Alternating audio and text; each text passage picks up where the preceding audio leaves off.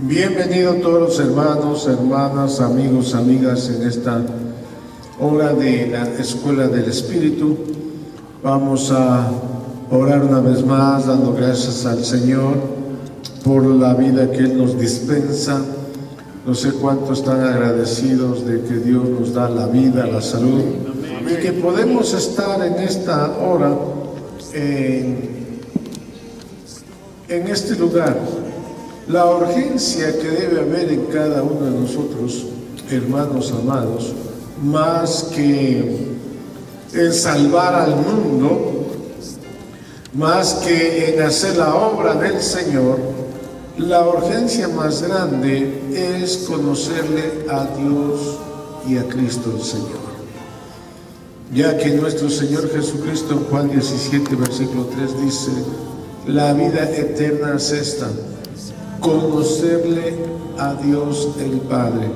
Esa debe ser la urgencia más grande, porque en la medida que le conocemos a Dios, sabremos la voluntad de Él y conocer a Cristo a quien Él ha enviado. Así que vamos a orar. Padre, te damos muchísimas gracias por esta hora y este tiempo que tú nos permites, Señor, conocerte, entenderte, que esa sea nuestra mayor prioridad en la vida, que no es otra de conocer a Dios. Porque en la medida que conocemos a Dios, como dice nuestro Señor Jesucristo, seremos más libres. Vivimos un mundo lleno de tinieblas, de esclavitud, que nos esclaviza, que nos atrae, que nos seduce, que nos tiene cautivos a voluntad de este mundo. Pero en la medida que te conocemos a ti, Padre, y a Cristo el Señor, somos libres. Y conocer a ti, Señor, es que tú nos das el privilegio y la hora, esta hora en la cual podemos conocerte muchísimo más y mejor. Permite que tu Santo Espíritu pueda hacer la obra en cada uno de nosotros. Te adoramos y te bendecimos en Cristo Jesús, Señor nuestro. Y en la medida que tu palabra es expuesta a nuestro espíritu, en la medida que te vamos conociendo más y más, Señor, milagros sobrenaturales comiencen a suceder en nuestro cuerpo, nuestra salud, sin necesidad de que nadie pueda ponernos e imponernos las manos ni tocarnos, sino que en la medida que tu palabra va obrando en nuestras vidas, seremos libres de cualquier enfermedad y sanidad, y seremos conscientes de lo que tú hiciste hace 2000 años en la cruz del Calvario. Te adoramos y te bendecimos de todo corazón en Cristo Jesús, Señor nuestro. Amén y amén. Así que bienvenidos todos y todas en esta hora. Estamos hablando de que el apóstol Pedro dice que somos una nación de Dios, un pueblo adquirido por Dios, llamado de las tinieblas a su luz admirable, que no es otra cosa que la iglesia. Esa nación consciente es la iglesia del Señor. Y la iglesia debe ser consciente. Ya hemos hablado de que ser consciente significa una iglesia que sabe, que conoce, sabe quién es el Señor, le conoce al Señor.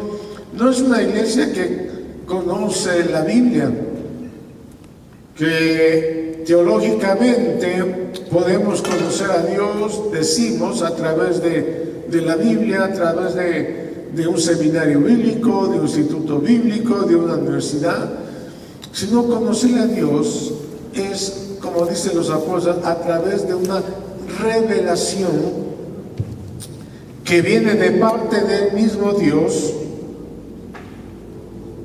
a nuestro corazón. Esta revelación es producto de Dios, Es Dios queriendo darse a conocer a aquellos corazones que sin duda alguna estamos o están hambrientos, sedientos de Él. No es algo que el hombre busca porque quiere conocerle a Dios, saber más que los otros, sino es algo que viene de Dios, a quien Él quiere revelar. Como dice el apóstol Pablo, Dios por su gracia nos reveló, dice el apóstol, no a todos los hombres, misterio que estaba oculto por siglos y edades, pero que en estos tiempos Dios en su gracia nos ha dado a conocer. Y qué bueno que usted y yo hoy en estos tiempos podamos también conocerle al Señor. Y hemos hablado también de que debemos hacer un diagnóstico.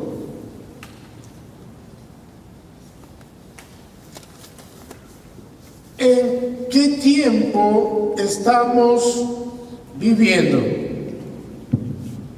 Es decir, leer los tiempos. ¿Qué tiempo estamos viviendo? Mirar a este mundo, mirar las cosas que este mundo nos ofrece, y algo que Dios abre los ojos es para poder ver, como decíamos en el libro de Ezequiel, en el capítulo 47, el Señor le lleva al profeta Ezequiel a un cementerio y le dice: Ezequiel, ¿qué es lo que estás mirando? Y es la gran pregunta que el Señor nos hace a cada uno de nosotros: ¿qué es lo que estamos mirando también nosotros? Porque para hacer la obra del Señor, si nosotros, como dice el apóstol Pablo a Timoteo, haz la obra de evangelismo, o haz la obra de evangelista.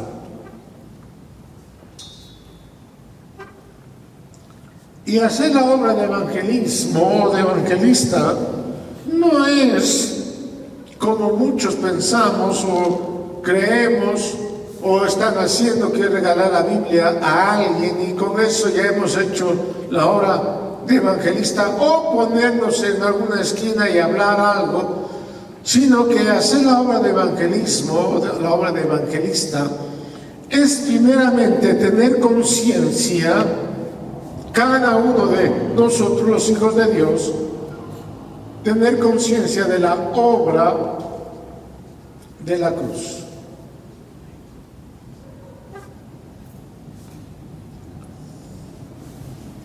Que si la obra de la cruz no se nos es revelado a cada uno de sus hijos, como alguien dijo, estamos fritos. ¿Escuchó? Estamos fritos. Es decir, no hay nada más. No es conocer, que la gente conozca la Biblia. Hay mucha gente que conoce la Biblia, pero qué triste es que no conozcan al Dios del cual habla la Biblia o las Escrituras. Eso es muy, muy diferente. Entonces, si no conocemos la obra de la cruz o lo que sucedió en la cruz, amados hermanos, estaremos pasando el tiempo. Podemos estar orando, podemos estar ayunando, podemos estar leyendo la Biblia, pero si no se nos es revelado la obra de la cruz, no sabremos las riquezas que el Señor impartió o nos dio a cada uno de sus hijos. Y al no saber lo que Dios nos ha dado, obviamente estaremos en tinieblas todavía. Así que Dios le lleva al profeta Ezequiel, le dice: ¿qué miras? Y mira el profeta a un cementerio. Y hemos hablado de que el mundo versus Cristo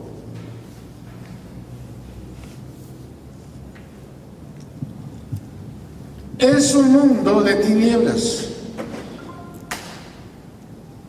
Dicen los apóstoles que el príncipe de este mundo es el mismo Satanás, diablo. Es decir, este mundo es un cementerio y en el cementerio hay lleno de muertos.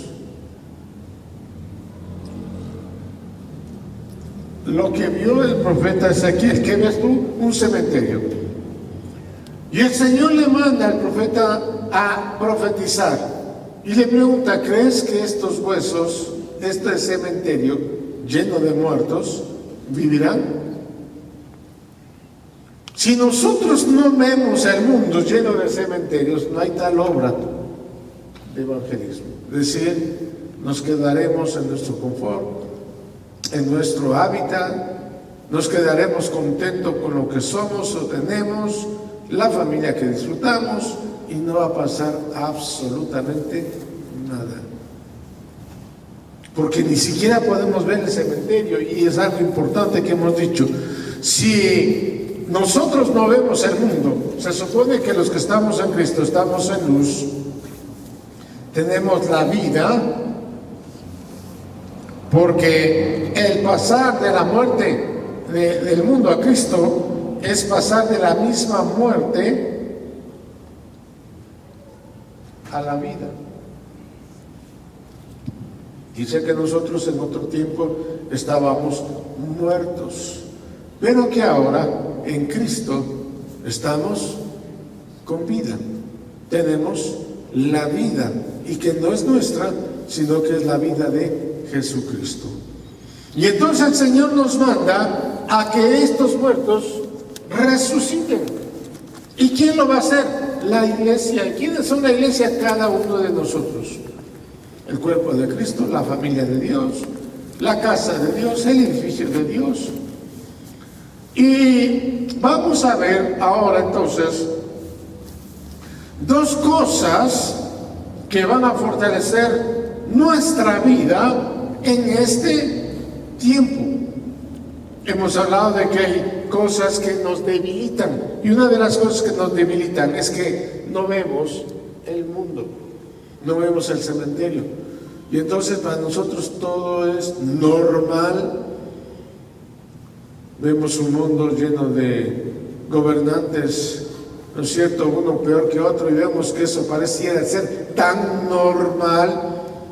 Vemos los asesinatos, vemos los sicariatos, la delincuencia, y pareciera ser todo esto normal.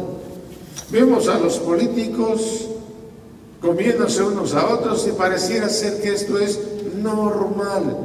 Es decir, no vemos el cementerio, y al no ver el cementerio, no ver a los muertos, significa que nosotros también estamos muertos. Y cuando no vemos a los muertos, hemos dicho también, entonces, que los muertos se trasladan acá a las congregaciones. Se supone que en las congregaciones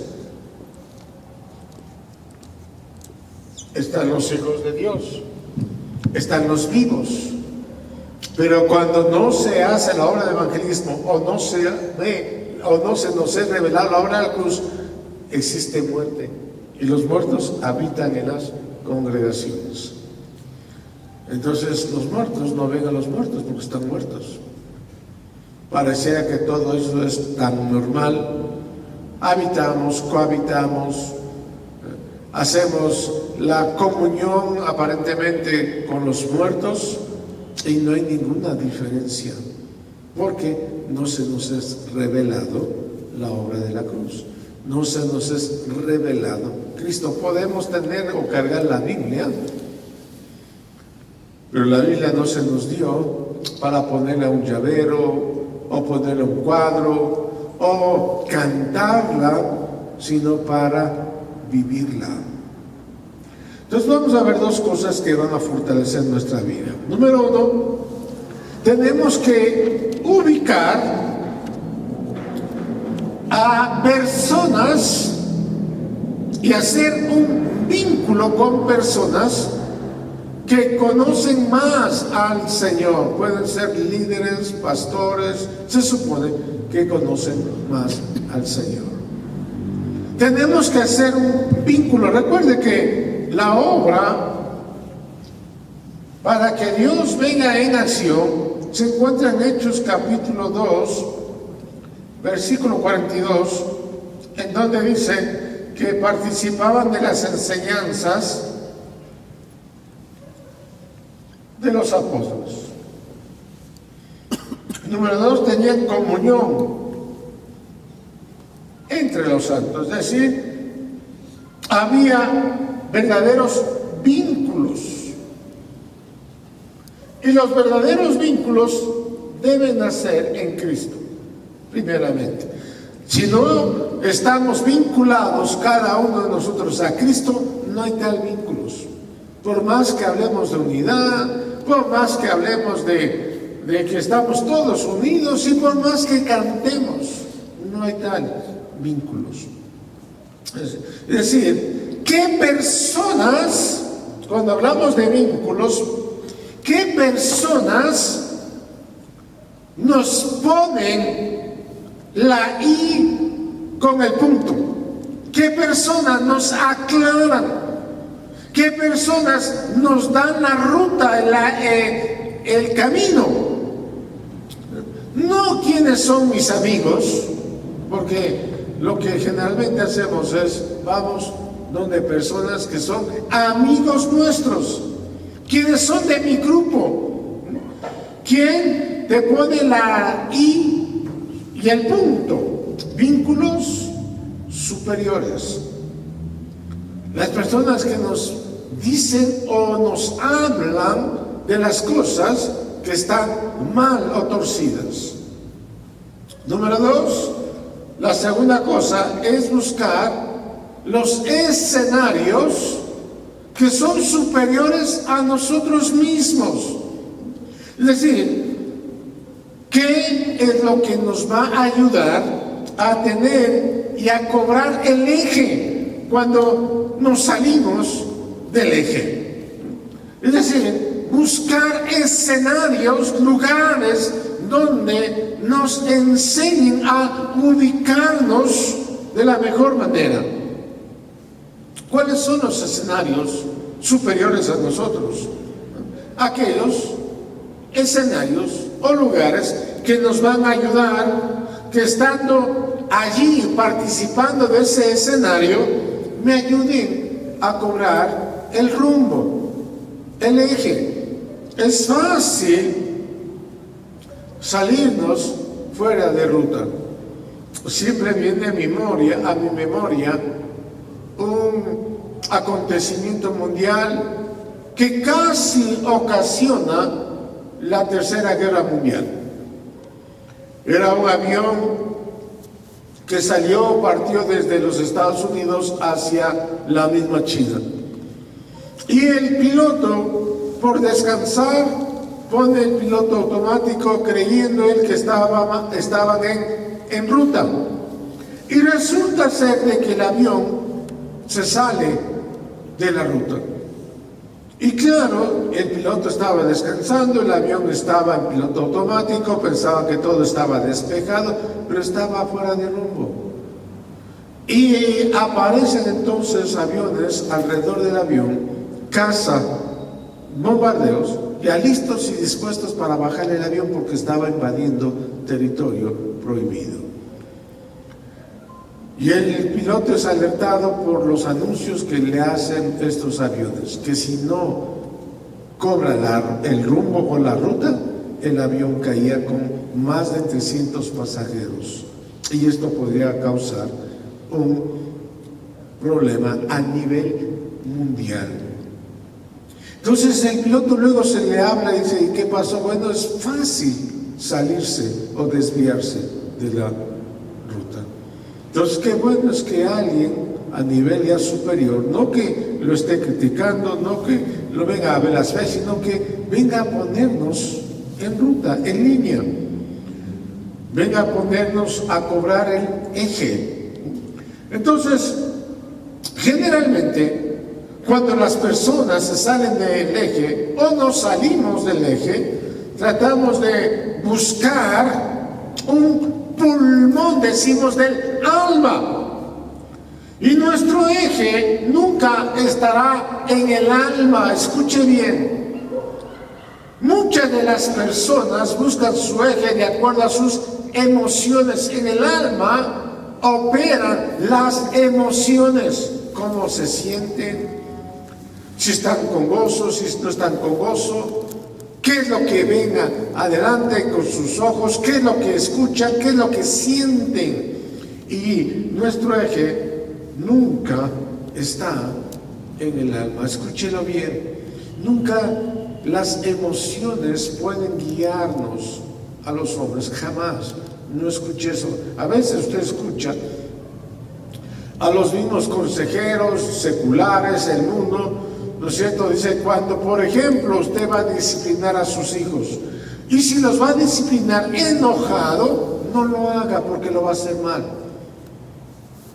Está enojado, está lastimado, está con problemas, está con dificultades. Si quiere usted arreglar las cosas, no lo haga.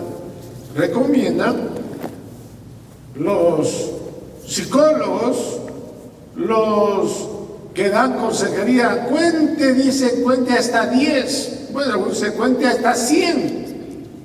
Y bueno, hasta 100 usted ya se olvidó el problema, por supuesto. Pero es una manera de calmarse, tranquilizarse para que tome decisiones. Es decir, no lo haga almáticamente. Y lo primero que hace nuestro Señor Jesucristo o el Evangelio de la cruz es tratar con nuestra alma. Escuchen, no es anular la alma. Muchas personas creen que anulamos las emociones. No anulamos nada. Lo que hacemos es que el Señor gobierne nuestras emociones. Es diferente a anular. No que el Señor viene y hace que nos olvidemos. Eso no lo hace jamás. Seguirán latentes, seguirán presentes. Pero la diferencia es que Él controla nuestras emociones. Eso es diferente. A las personas tan airados, enojados, Dios comienza a tratar y comienza a ponerles paz. Y con sabiduría de Dios poder corregir lo que estaba mal. Entonces, nuestro eje nunca está en el alma, nuestro eje está en personas. Usted debe creer, muchas veces nuestro eje está en personas superiores a nosotros mismos, que traen escenarios espirituales a nuestra vida. ¿Cómo es que hay que comportarnos? ¿Cómo es que hay que llevar la vida que tenemos ahora en Cristo? Nos va mostrando el camino, porque no todos saben el camino, no todos conocen el camino. Entonces, las personas mayores o superiores conocen el camino. Pueden ser, vuelvo a repetir, líderes, maestros, pueden ser pastores, etc. Y luego que comienzan a mostrarnos el camino, cómo Dios actuaría, cómo nuestro Señor Jesucristo quiere que actuemos, entonces vienen los escenarios emocionales, donde sin duda alguna todos queremos ser felices, ¿o no? Las crisis vienen a sacarnos de ese ámbito, de ese ambiente, los problemas, las dificultades, las adversidades, y no sabemos cómo desenvolvernos. Entonces las personas superiores a nosotros, en el Espíritu, nos van a guiar, nos van a encaminar, nos van a poner en el eje de nuestro camino.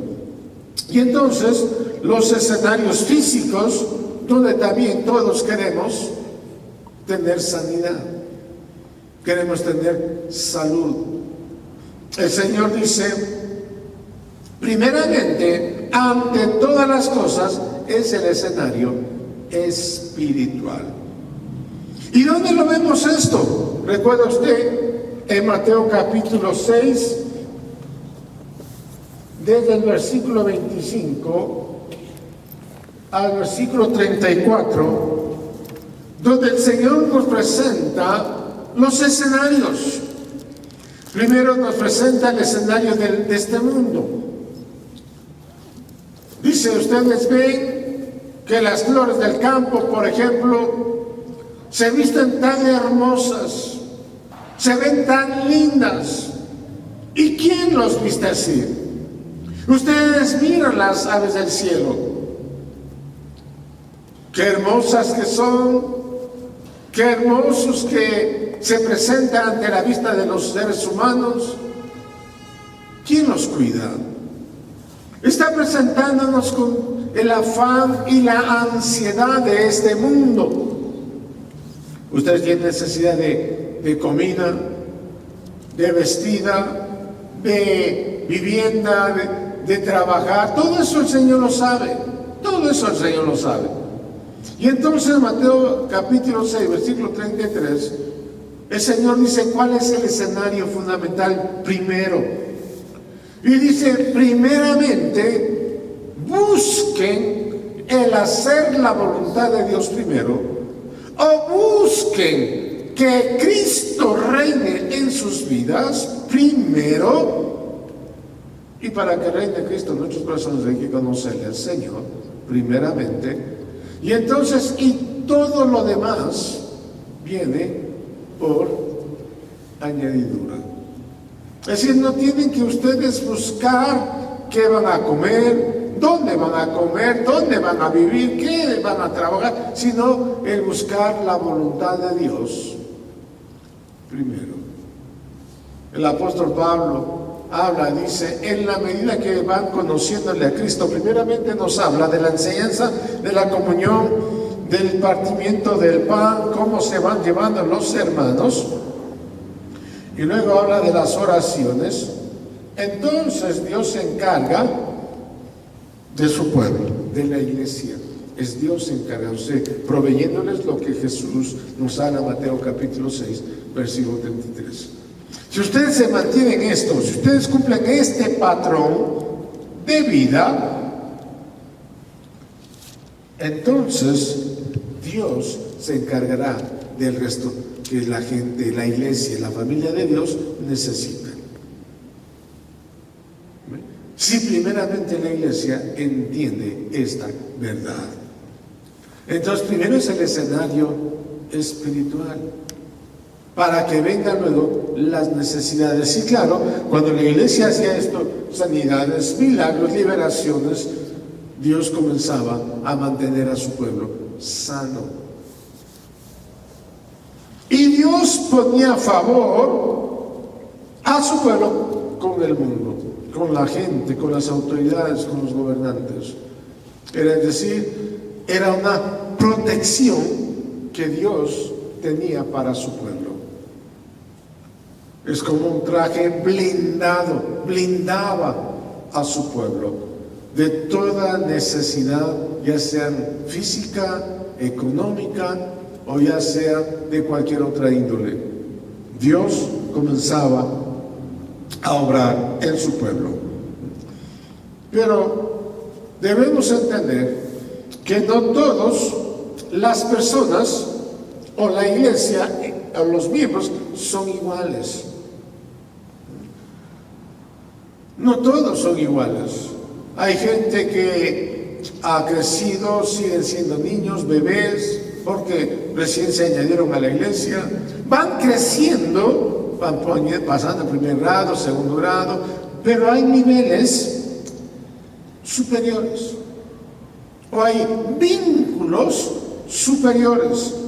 ¿Por qué? Porque no todas las personas en la iglesia o en la familia de Dios son iguales.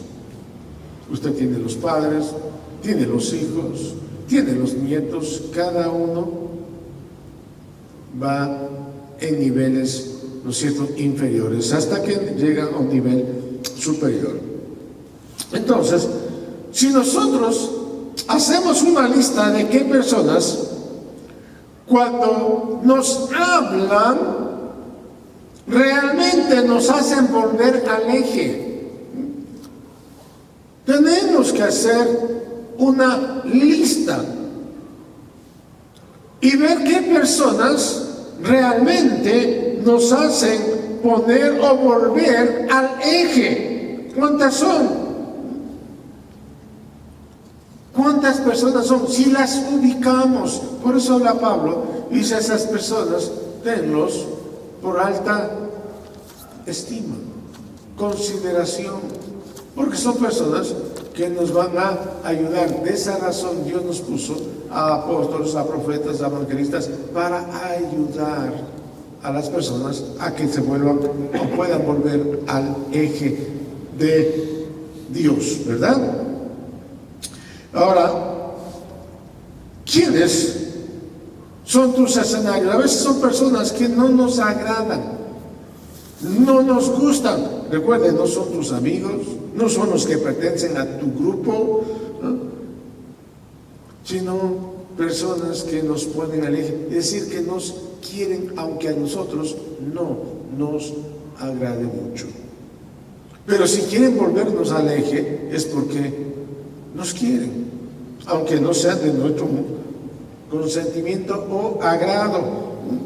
Entonces, cuando nosotros empezamos a salirnos de nuestro eje, son personas que vienen y nos ponen en el eje. Ahora, cuidado con la violencia, cuidado con la manipulación, cuidado con, ¿no es cierto?, nos ponen ciertas trabas o miedos. Si tú haces eso, entonces Dios te va a castigar. Entonces te va a venir lo peor. Cuidado con ese tipo de personas. Cuidado. Los escenarios son tan importantes que nosotros podemos ubicarlos. Y esto fue lo que puso a Jesús en serios problemas cuando nuestro Señor predicaba el Evangelio eterno. Jesús vino a la tierra y entre las expresiones del Evangelio que predicó fue el mensaje eterno. La vida eterna es esta, dice en Juan 17:3. ¿Cuál? Que conozcan al Dios único verdadero y a Jesucristo, a quien el Padre envió. El Evangelio eterno. Recuerden que nosotros tenemos un Evangelio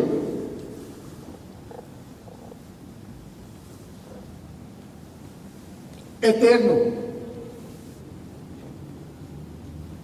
Y hemos visto que el Evangelio es Cristo mismo y Cristo es eterno. Entonces, el Evangelio eterno es el que maneja todos los escenarios. Si nosotros tenemos un escenario, por ejemplo, una crisis, pensemos ahora mismo en una crisis financiera, y pensamos que esa crisis es el final de nuestras vidas, estamos en serios aprietos. Por eso dice nuestro Señor Jesucristo, si la crisis o la adversidad no se acortara, para nosotros sería un caos. Si los problemas no se acortaran, sería un caos. Es decir, si las cosas de este mundo no fueran temporales, estaríamos acabados.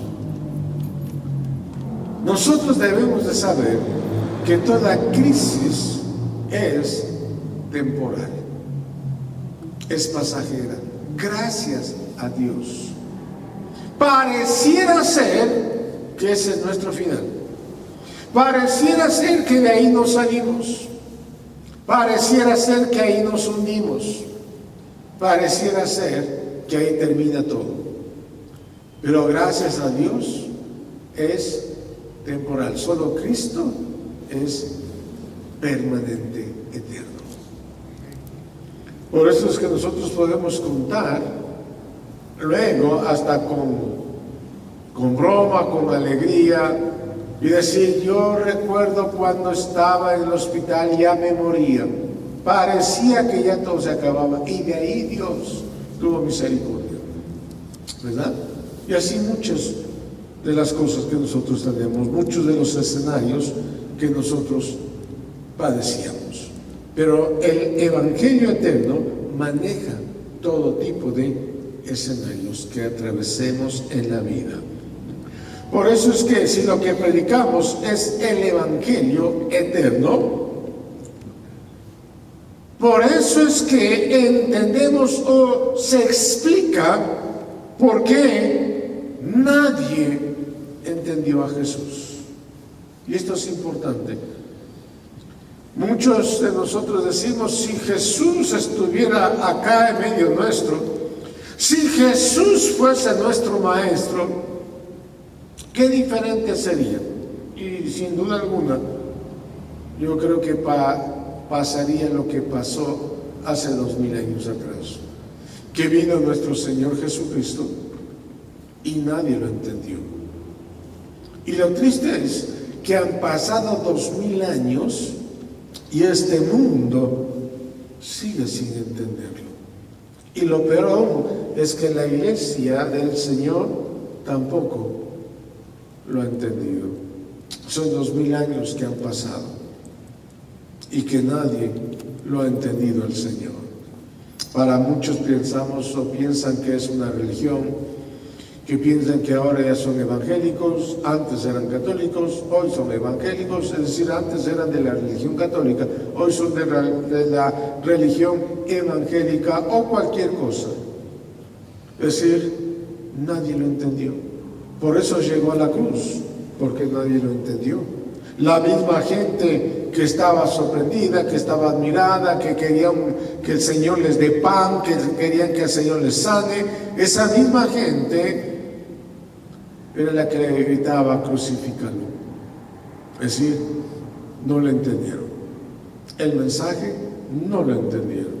Y si nosotros hubiésemos estado allí, tampoco lo hubiésemos entendido. Entonces, Jesús manejaba perfectamente este principio. Y este principio que para el Señor Jesucristo era que todo, absolutamente todo era desigual, no era igual. O sea, este principio manejaba el Señor, por eso habla de niños, habla de jóvenes, habla de adultos en Cristo o en la fe.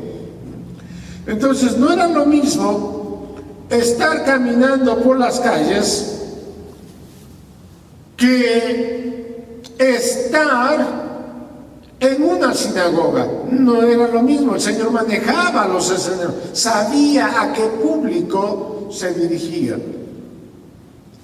Un mensaje era en las calles, otro era en las sinagogas, otro era estar con un leproso, y otro escenario era estar con un muerto, por ejemplo. Y todo eso lo vemos en la Biblia. El Señor sanó a los leprosos. El Señor sanó a un muerto, recuerda a Lázaro en Juan capítulo 11. Era otro escenario. Y no era que Jesús era el especial. No era especial, sino que fue el único ser normal que estuvo en esta tierra. Normal. Si miramos o vemos la vida de nuestro Señor Jesucristo, Jesús era un ser normal. Ya hemos hablado de que solamente el Evangelio de Cristo hace a las personas normales. Recuerden que en el mundo, y eso es lo que queremos despertar, en el mundo todo es anormal.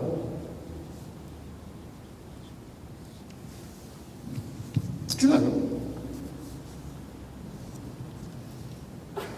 Porque el príncipe de este mundo, ¿y qué es el mundo? Son todas aquellas personas que no le conocen a Cristo el Señor, no lo reconocen, no lo entienden, no lo ven, como dijo nuestro Señor Jesucristo. Son aquellas personas que no le ven, no le conocen, no le entienden. Para ellos es una locura, lo que habla luego el apóstol Pablo. El mundo para lo que nosotros hablamos es una locura. Entonces el mundo es anormal. El mundo es diabólico.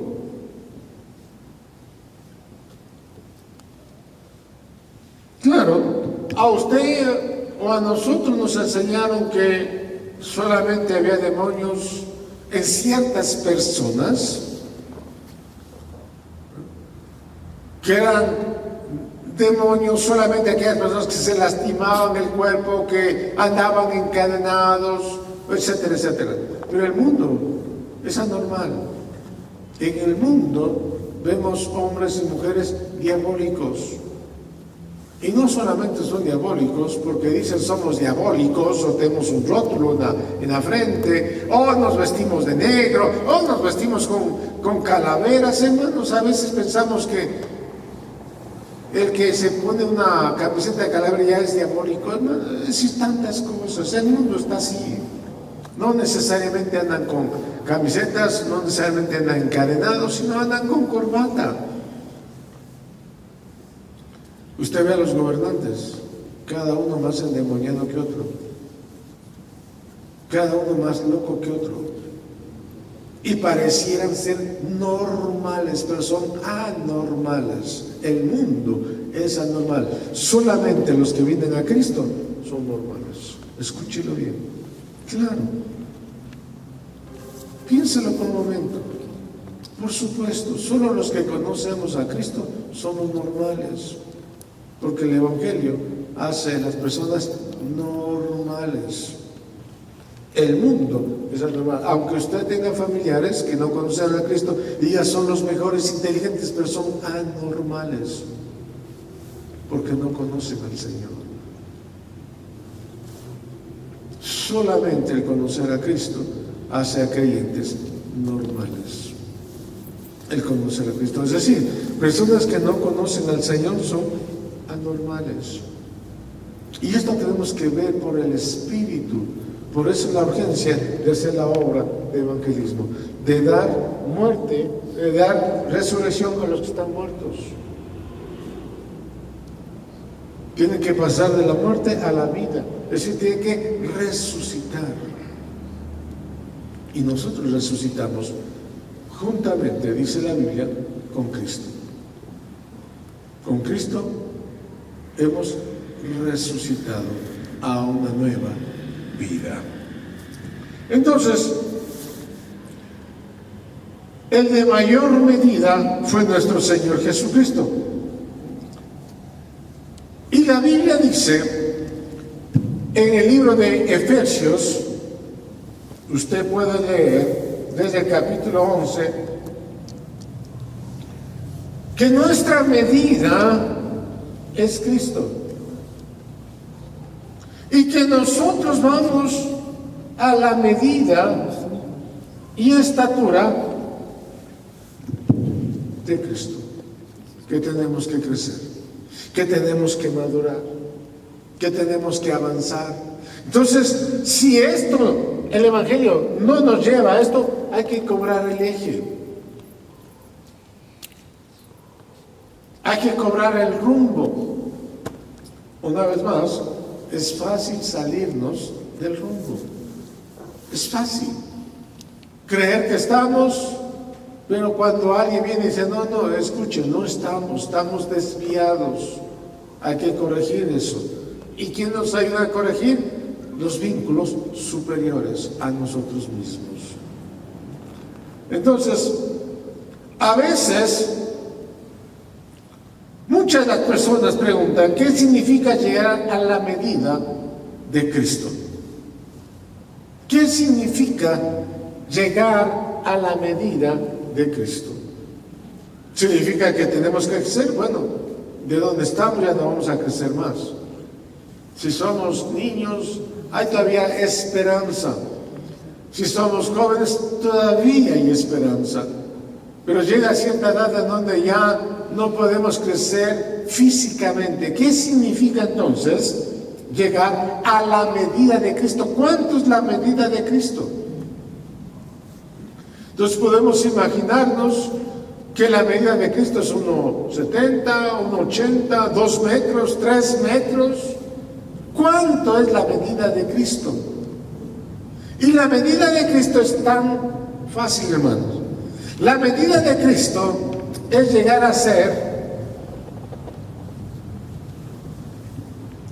normalitos como Él fue. Llegar a ser normalitos como Él fue. Por ejemplo, cuando nuestro Señor Jesucristo hablaba en la sinagoga, y ahí había los líderes religiosos, piensa ese escenario. Y ahí estaban los líderes religiosos no para aprender o conocer, sino para sorprenderle, caerle en alguna palabra que él hablaba. Y como nuestro Señor era normal, no se salía de sus casillas, como decimos nosotros, no se enojaba, no se ponía de mal genio, sino que era normal. Y en su estado normal les decía: ustedes son generación de víboras, buscando siempre ponerle el cascabel al gato, decimos nosotros. Ustedes son sepulcros blanqueados. Y era tan normal. Él no se extralimitaba. Entonces Jesús manejaba todos los escenarios, absolutamente todos los escenarios. Si nuestro Señor tenía que caminar sobre el agua, caminaba sobre el agua. Él no nadaba. Aunque usted puede reírse, pero era verdad. Si él tenía que caminar sobre el agua, él caminaba. Él no estaba ahí dando brazadas y ya les alcanzo, no. O sea, él no hacía nada de espectáculo. Era normal. Ahora nosotros en estos tiempos queremos hacer grandes espectáculos para ser reconocidos, conocidos, y para eso hacemos tantos espectáculos, tanto como decimos nosotros, hacemos teatro. Pero ¿qué significa llegar a la estatura de Cristo? Ser normales como Él fue normal. Amados, esperamos que usted pueda acompañarnos también y entender que somos una nación consciente, es decir, que manejamos los escenarios también, manejamos los tiempos también, así como nuestro Señor Jesucristo manejó también los escenarios y los tiempos. Oremos. Padre, te damos muchas gracias, muchísimas gracias, porque sabemos que tú, Señor, quieres que lleguemos a la estatura y a la medida de Cristo el Señor.